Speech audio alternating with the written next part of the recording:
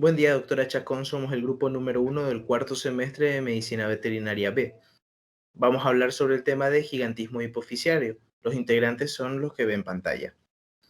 Hay una pequeña acotación antes de empezar nuestro tema y es que debido a las condiciones de esta enfermedad, la presencia en animales no está muy bien datada en información en Internet, por lo cual, con su permiso, nos tomamos la libertad de buscar casos e información de esta enfermedad en humanos.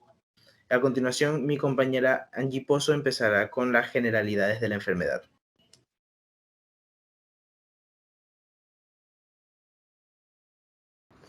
Bueno, yo voy a hablar sobre generalidades. Tenemos como el primer punto, esos van a ser puntos cortos y concretos, que esta es una enfermedad endocrina que es poco frecuente y es caracterizada por la talla alta debido al exceso de la hormona de crecimiento GH.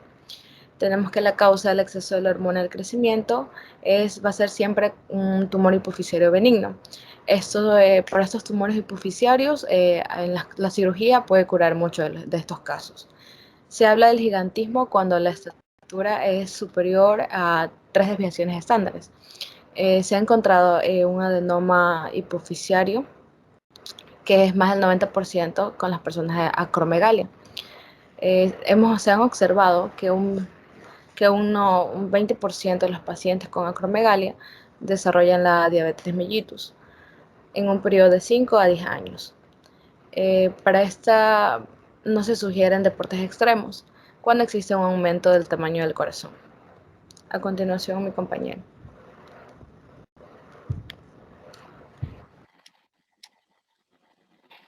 Buen día. Bueno, yo les voy a hablar sobre las manifestaciones clínicas. El exceso de la hormona de crecimiento va a producir síntomas de gigantismo y acromegalia. Depende de si la epífisis, que es cada uno de los extremos de los huesos largos, están abiertas o están cerradas. Típicamente los síntomas de gigantismo se producen en los niños, en la edad infantil. Se va a producir un retraso en la pubertad, una visión doble o dificultad con la visión lateral. También en pacientes jóvenes va a haber un aumento del crecimiento y del desarrollo para su edad cronológica normal. Si el exceso de esta hormona de crecimiento comienza en la adolescencia, se produce el crecimiento de las manos y de los pies, se van a apreciar los dedos gruesos, las manos y los pies van a ser más grandes, también los pies van a estar más gruesos.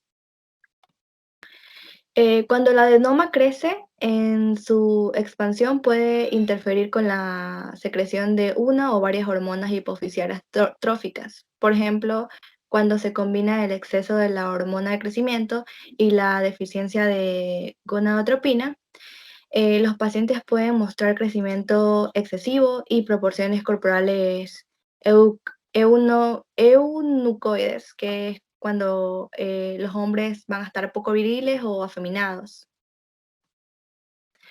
También los trastornos de la visión, como ya lo mencioné, va a haber una visión doble, una alteración en el campo visual.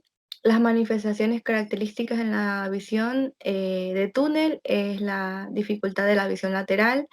También va a haber hipertensión intracraniana y síntomas de difusión hipotalámicas, o ambos. La frente y las mandíbulas van a ser muy prominentes, va a haber también un engrosamiento facial, la cara se va a poner como un poco más tosca.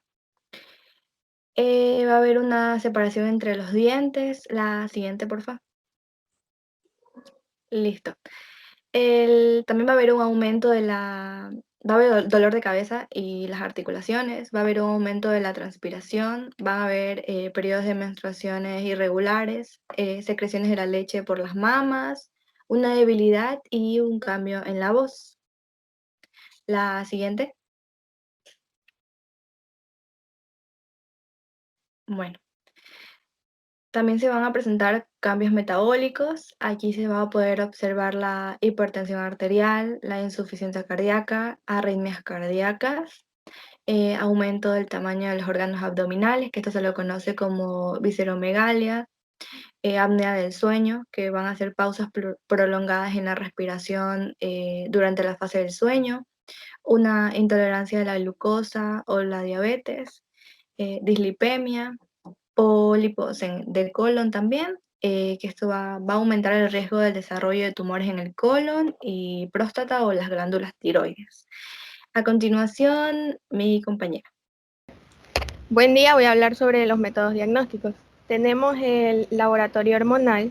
Ante la sospecha clínica de gigantismo, debe realizarse un examen hormonal específico en sangre para confirmar el diagnóstico.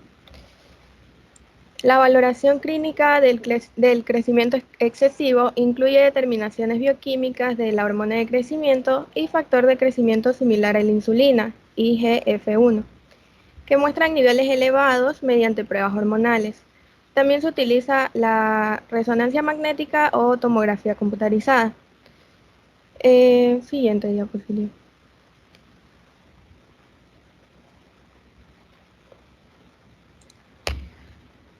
Tomografía computarizada o resonancia magnética.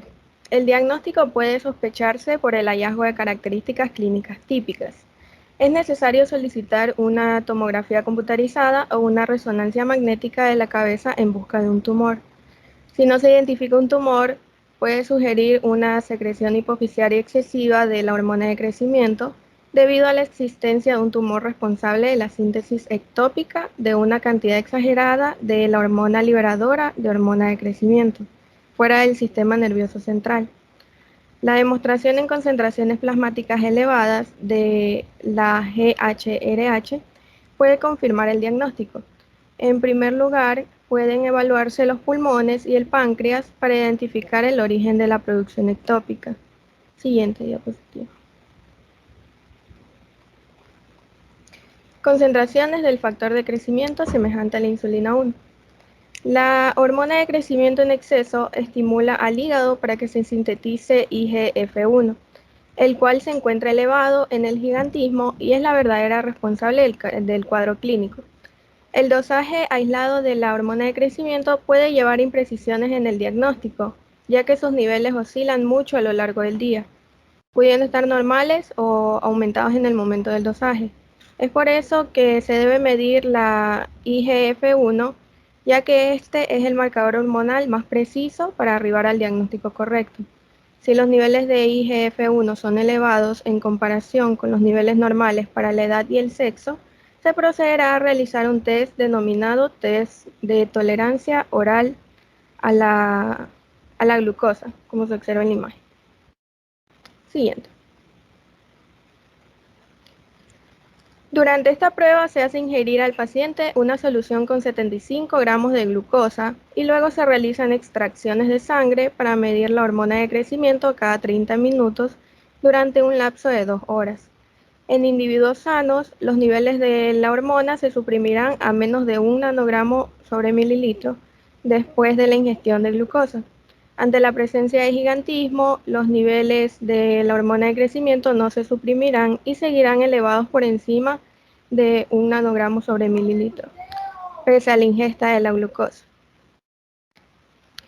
Una vez que se realiza el diagnóstico, se debe evaluar el resto de la función hipoficiaria, por lo que se deben solicitar las siguientes hormonas: prolactina, tirotropina, triodotironina, tiroxina, folículo estimulante, luteinizante, testosterona, estrógenos, progesterona, adrenocorticotrofina y cortisol plasmático. Siguiente diapositiva. Por último, tenemos el diagnóstico diferencial. El gigantismo puede deberse a una amplia gama de condiciones normales y patológicas. La ausencia de un exceso de la hormona de crecimiento y de la IGF-1 de un adenoma, hiperplasia hipoficiaria distingue el gigantismo hipoficiario de otras formas de talla alta, sobrecrecimiento constitucional, familiar o patológico. Gracias.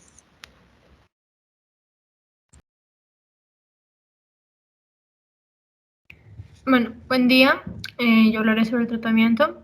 En este caso, en el gigantismo hipoficiario, podemos tener lo que son cirugías o a la vez radioterapias.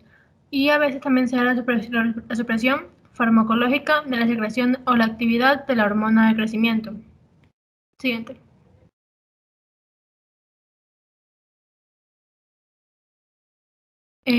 Ahora tenemos la terapia ablativa, que en general se va a indicar que es como una cirugía con a la vez radiación, pero va a preferirse que esa radiación transfenoidal se dé pero a elección de las diferentes instituciones que la tengan.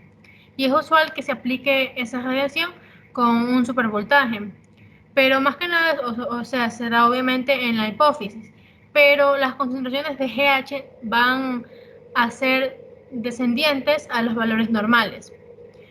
El tratamiento con el acelerador de protones va a permitir administrar dosis más elevadas de la radiación en la hipófisis. Siguiente. Bueno, ahí tenemos una imagen en la cual se sometió a radiación esa hipófisis. Siguiente. Segundo, tenemos la cirugía, que en sí es la extirpación quirúrgica del tumor, que va a consistir que puede considerarse como una curativa cuando las concentraciones de la GH se encuentran con una carga de glucosa y con niveles de IGF-1 que van a alcanzar unos valores normales. Pero no tiene que haber un exceso de la GH, que esa es la que va a controlar de una forma inadecuada que el paciente vaya a poder presentar una hipertensión arterial o una insuficiencia cardíaca o a la vez una tasa de mortalidad que sea 2 veces superior a la observada en condiciones basales. Siguiente. Y por último tenemos la terapia farmacológica, que en general debe de indicarse farmacoterapia si la cirugía y la radioterapia a la vez están contraindicadas. Si no, más que nada se da porque no hay un tiempo de función. Y en esas circunstancias se va a administrar un análogo de la somatostatina, que es la otreotida, que esta se le da por vía subcutánea y va a la vez de suprimir eficazmente la secreción de la GH. Y los análogos de la somatostatina van a ser de mayor duración, pero serán más convenientes, como lo dijimos, la octreotida. Gracias. A continuación, mi compañero.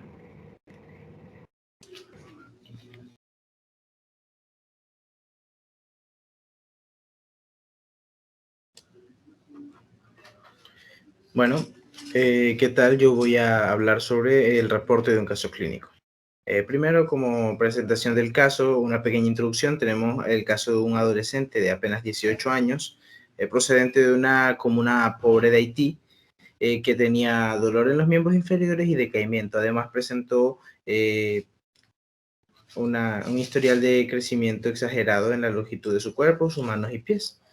Acudió a un centro médico a realizar un examen de rutina. Sin embargo, llamó la atención de los médicos y del personal, por lo cual fue necesario que se hiciera ciertos exámenes. Siguiente diapositiva, por favor. Bueno, antes del examen físico, los datos que se tenían es que su talla era de 2 metros con 17 centímetros.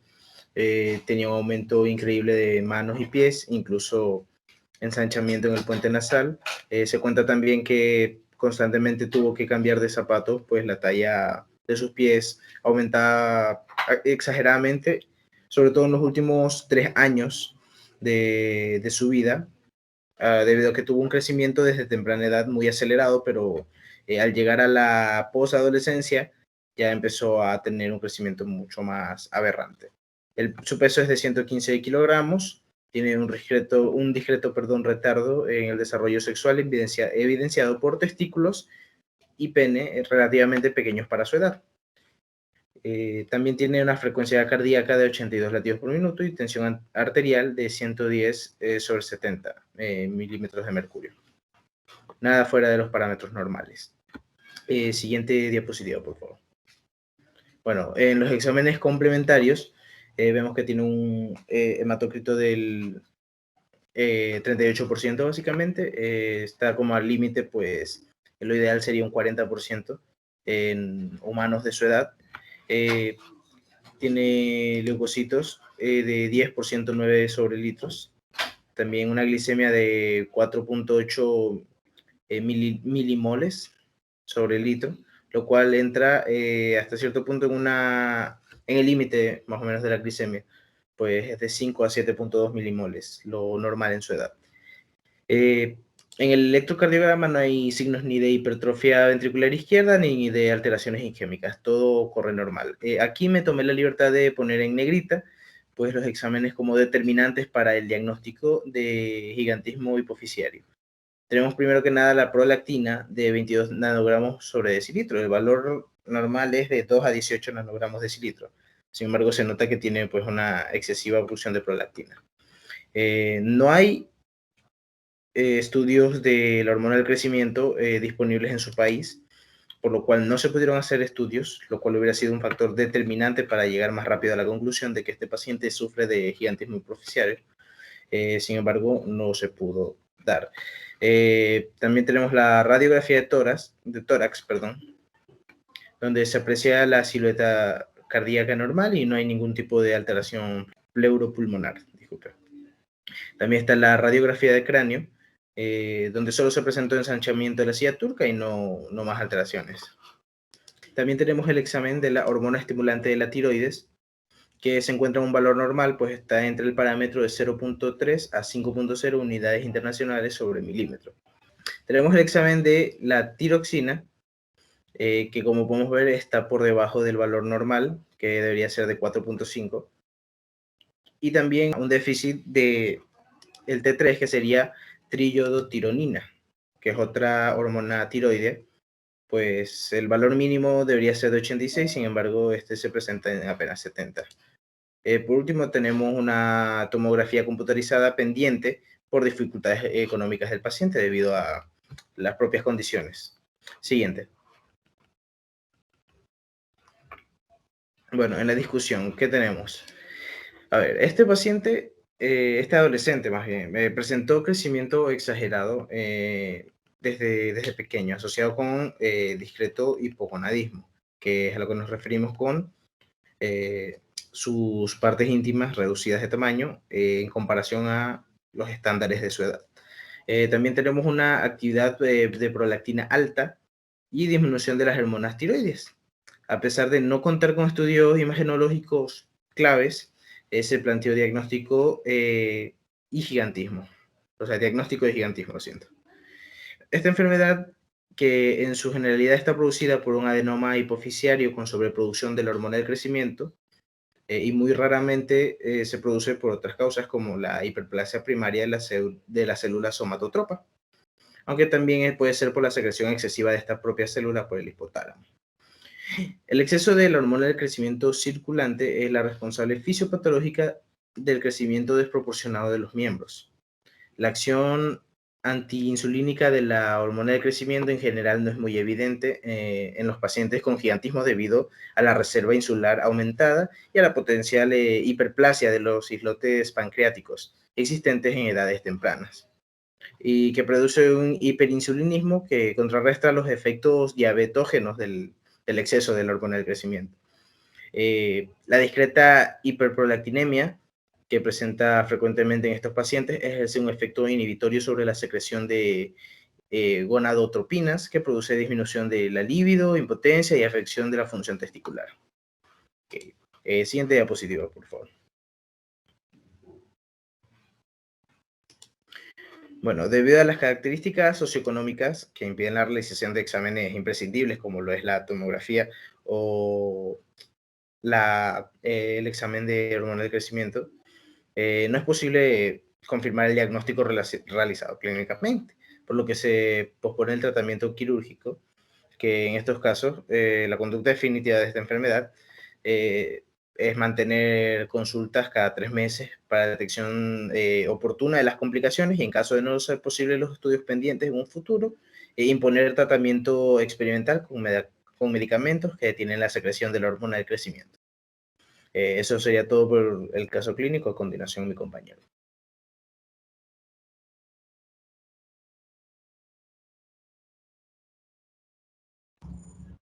Bueno, ahora nos toca hablar sobre el artículo científico, que hemos encontrado uno dentro de la Universidad Internacional del Ecuador, y vamos a hacer especial énfasis en lo que nos ofrece para leer. Ok, hablando del gigantismo hipoficiario y acromegalia, tenemos en cuenta ya varias bases, ¿no? En sí, que es un síndrome de hipercrecimiento, que cuando ocurre existe una altura en tamaños colosales, por decirlo de esa forma.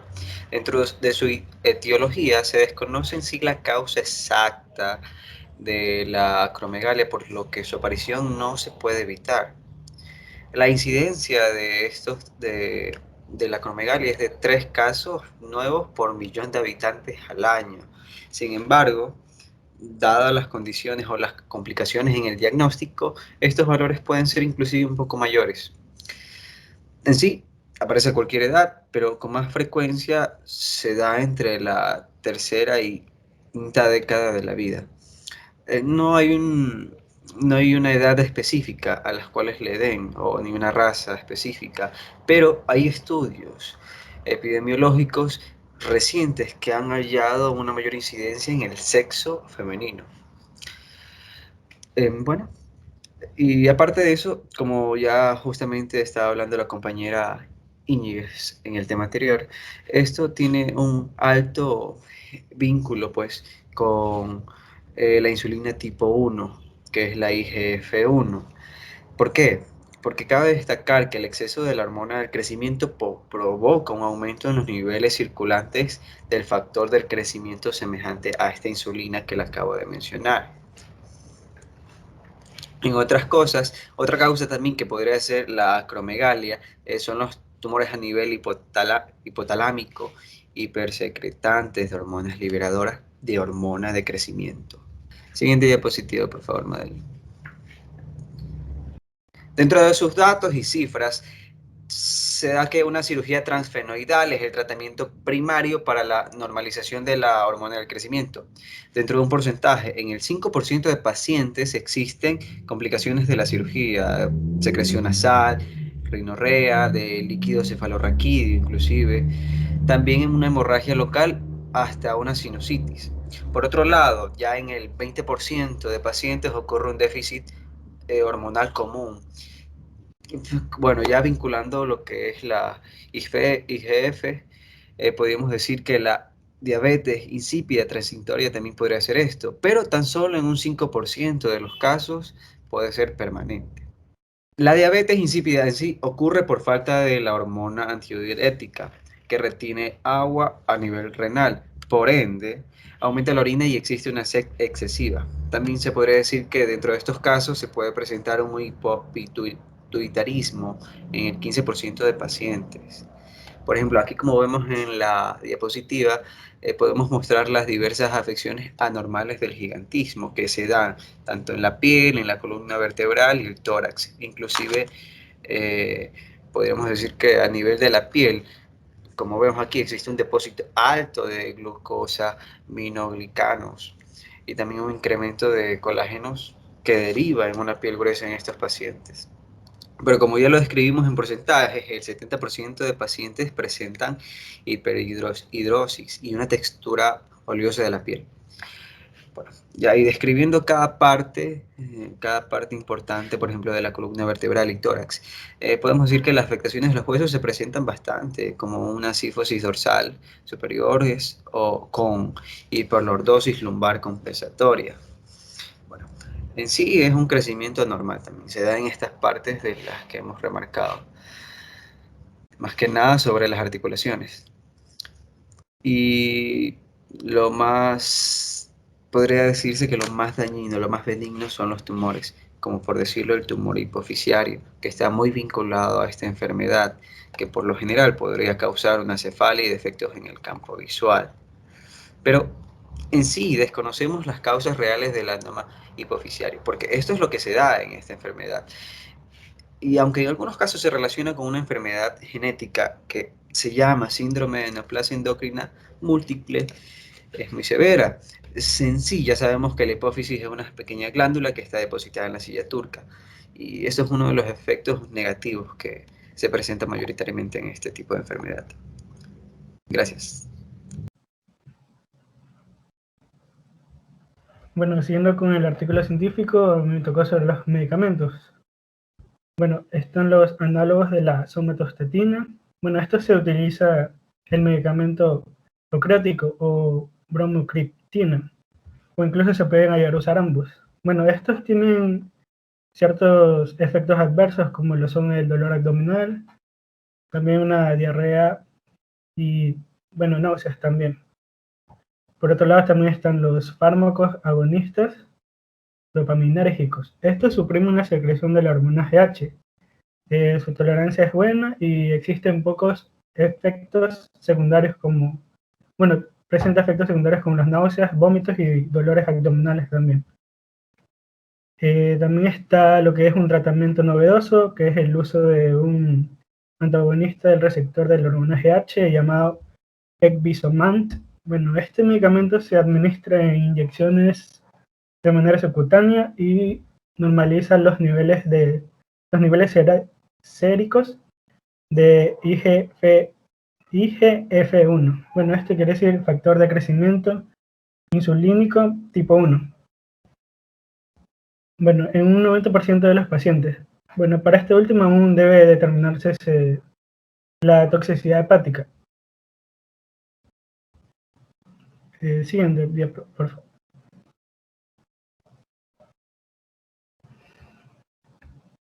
Bueno, ahora hablando sobre los objetivos del tratamiento, tenemos que es de erradicar el adenoma, también de mantener los niveles bajos de GH y del factor de crecimiento insulínico tipo 1, también lo que es reducir mortalidad y complicaciones, también lo que es mantener la función hormonal de la hipófisis y mejorar la calidad de vida del paciente, y también prevenir la mortalidad precoz. Hablando ahora del tratamiento nutricional, bueno, desde el punto de vista nutricional, no es necesaria una dieta en específico, sin embargo, se debe seguir ciertos parámetros de una dieta sana. Esta dieta tiene que ser equilibrada en carbohidratos, en proteínas y también en grasas. En estos pacientes se debe controlar el índice de masa corporal, y ya que estos tienden a desarrollar sobrepeso y obesidad, y bueno, además de un control de presión arterial. Siguiente, por favor. Bueno, hablando de lo que es el trastorno del metabolismo de los carbohidratos en pacientes con acromegalia o gigantismo. Bueno, se ha observado que en un 20% de pacientes con acromegalia desarrollan lo que es diabetes mellitus en un periodo de 5 a 10 años. Aunque no existen estudios extensos sobre la prevalencia de la enfermedad en estos pacientes. Bueno, esto ocurre ya que el exceso de hormonas provoca lo que es una insulinoresistencia o se altera la insulinosecreción sin mediación del mecanismo de autoinmunidad. Bueno, también se ha determinado lo que es la frecuencia de trastornos de metabolismos de carbohidratos y, bueno, antes y después del tratamiento. También se observó que más de un 40% de los pacientes antes del tratamiento tenían algún grado de tolerancia, el cual disminuyó a la mitad después de ser tratado. Y en lo que refiere a lo que es la actividad física, no se sugiere deportes extremos cuando existe un aumento del tamaño del corazón. En el caso de artrosis, los ejercicios deben ser suaves, así como el hecho de caminar o de nadar. Gracias.